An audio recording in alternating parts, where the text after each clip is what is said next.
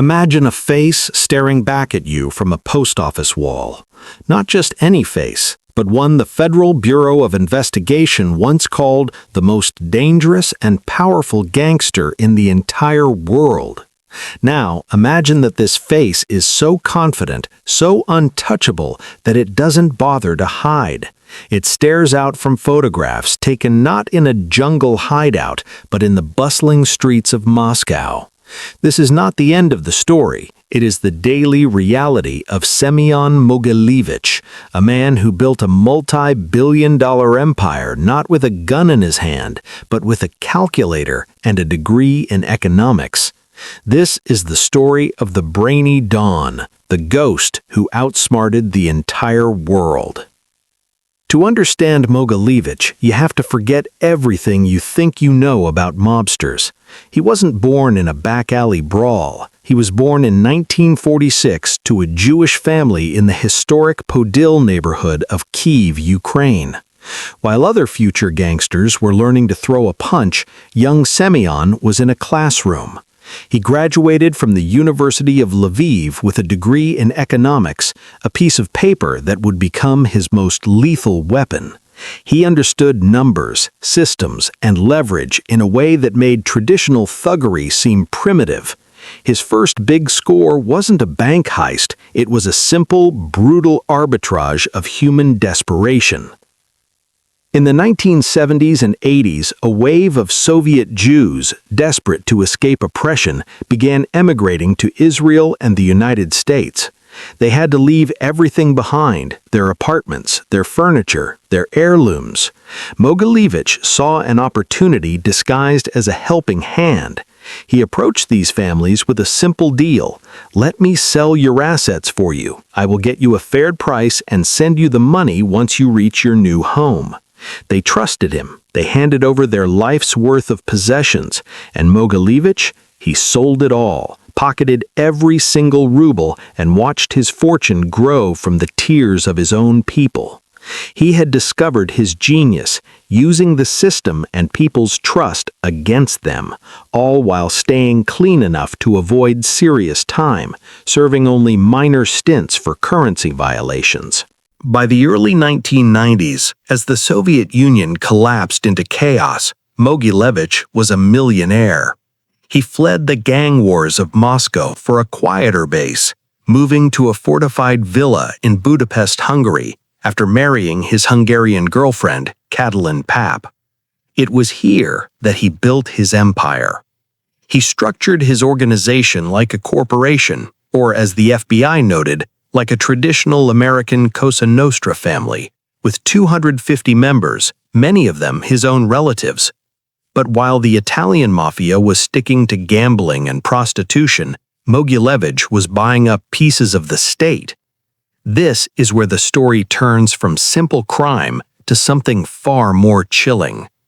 In Hungary, he did the unthinkable. He legally bought a significant chunk of the country's arms industry. He acquired a factory called Army Co-op, which produced anti-aircraft guns and mortars. Here was a known organized crime figure, suddenly a legitimate defense contractor. He owned a bankrupt airline in Central Asia, which investigators suspected he planned to use for smuggling heroin out of the Golden Triangle. He wasn't just participating in the market, he was owning it. One classified FBI document from 1996, later obtained by the Village Voice, detailed how he and his associates sold $20 million worth of Warsaw Pact weapons, including ground-to-air missiles, to Iran. His reach extended to the highest levels of power. Classified documents revealed that in 1995, 2 colonels from the Russian Presidential Security Service traveled to Hungary to meet with him, seeking information for use in the Russian political campaign. He had corrupted police and politicians across Europe, making his operations invisible. This web of protection was put to the test in May 1995. Czech police tipped off that the rival Solnetsky at Bratva planned to whack Mogilevich at a birthday party, raided the restaurant he owned in Prague. They detained 200 partygoers, hoping to catch him.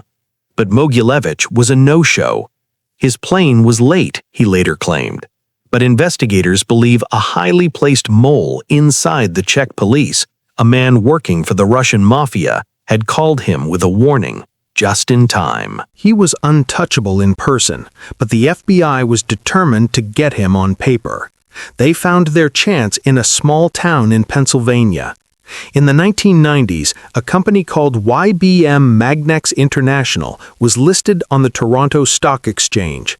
It was a darling of the market, a magnet manufacturer with a factory in Hungary valued at nearly $1 billion. On May 13, 1998, FBI agents swarmed the company's headquarters in Newtown, Pennsylvania. They weren't looking for magnets. They were looking for proof that the entire company was a colossal fraud. Behind the scenes, they discovered, was Semion Mogilevich. The company was a front. Its financial records a work of fiction designed to fleece investors out of an estimated $150 million. The stock became worthless overnight. The FBI finally had him on fraud and money laundering charges. But what happened next is the most unbelievable part of the story.